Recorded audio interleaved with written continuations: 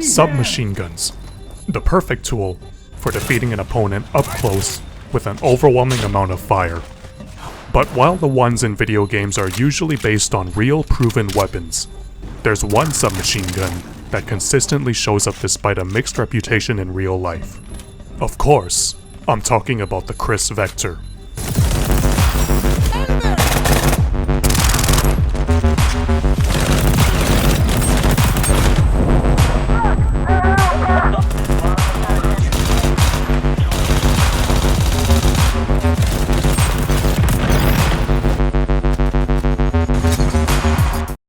Before we talk about the Vector, let's talk about submachine guns. The concept of a compact weapon that could fire many projectiles at once has been an idea explored throughout history, but did not see fruition until World War I. During that war, the prevalence of close-quarter trench warfare emphasized the need for a weapon maneuverable in tight spaces that could provide an overwhelming amount of fire. The first submachine gun fielded in practical numbers was the German MP-18. Utilizing a 32-round drum magazine and firing at 500 rounds per minute, the weapon proved useful in the close quarters of the European trenches. Since then, there have been many different submachine guns designed for trench warfare, of which many were used during World War II. As time went on, warfare changed, but the need for a close-quarters fully automatic weapon never went away.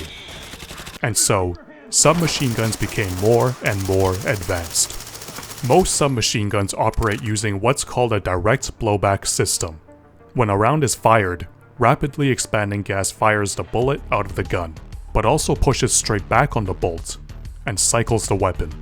It's a very simple and reliable system, since few parts are needed for a direct blowback system to function. However, there's one main drawback to this system. The recoil of a direct blowback system can be quite substantial. Other submachine guns that use different operating systems exist, but they're in the minority. This brings us to the year 2007. It was a year of innovative products.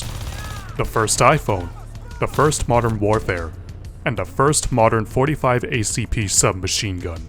The American company Transformational Defense Industries had been tackling a century-old question.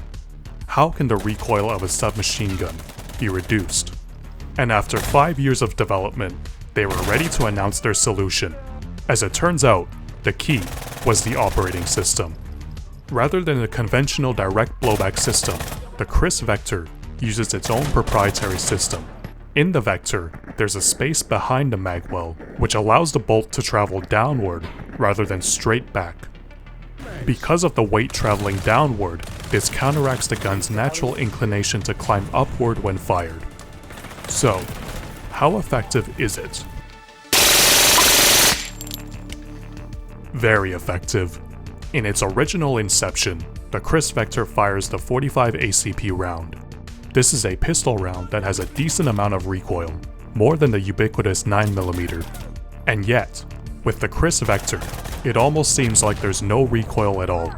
Firing at a ridiculous 1200 rounds per minute, and having rail space for all sorts of modern attachments, the Kriss Vector seemed to be the next evolution of submachine guns.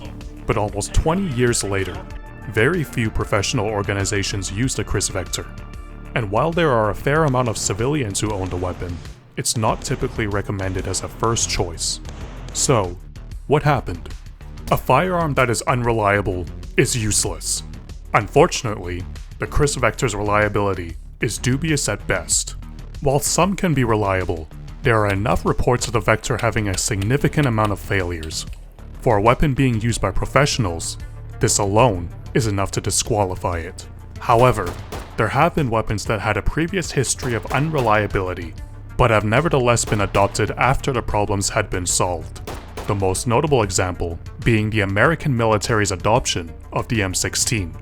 But for the Vector, this hasn't been the case.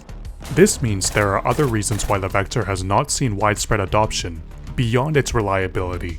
Submachine guns are typically fired in controlled bursts. This is because the pistol rounds they fire are not the most ballistically effective. So to put someone down, multiple rounds are needed.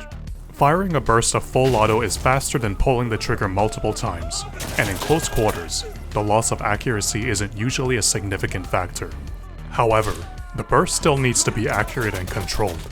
One thing that can assist with this is a slower rate of fire.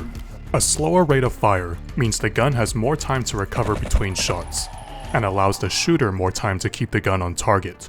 For example, the MP5 fires at about 800 rounds per minute, and is a very accurate submachine gun within its effective range. The Kriss Vector fires at a rate of about 1200 rounds per minute. It's one of the fastest firing guns to ever exist, but a higher rate of fire does not make a more effective submachine gun. Yes, a faster firing gun can potentially put more rounds on target, but it's just as likely to make a shooter miss the target entirely instead. And finally, while its downward traveling bolt does help mitigate muzzle rise, the gun still has a fair amount of recoil. The bolt traveling downward does help soften the initial kick, but it still needs to travel back upwards. This can create a seesaw effect, which makes the sights jump around in the shooter's eyes. It may look good on video, but the Vector still has recoil. So to sum up, the Vector's reliability is questionable, fires too fast for most practical uses, and has more recoil than one might assume. And that's not including the fact that some organizations are moving away from submachine guns entirely, and are choosing to fill that close quarter role with short barrel rifles instead. But the question remains, if the weapon has seen little use in professional circles, and isn't a preferred choice of most people, why does it show up in so many video games? Well, in video games, reliability isn't much of a factor. And in video games, controlling recoil is a simple matter of pulling down on your mouse or your control stick, rather than having to muscle down a gun. And unlike real life, a higher rate of fire does mean a more effective firearm in video games.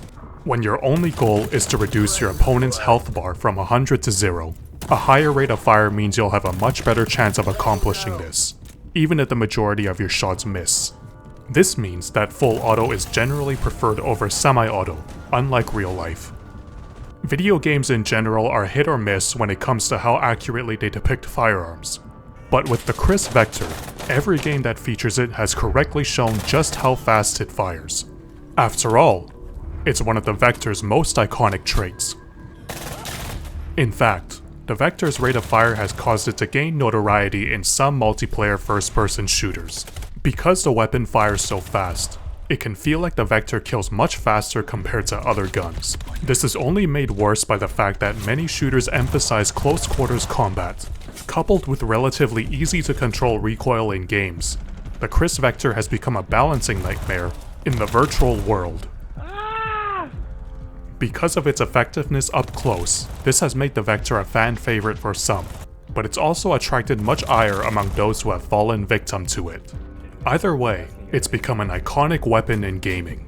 There are weapons in games that are popular because of their usage among professionals, and there are weapons that are chosen because they look cool.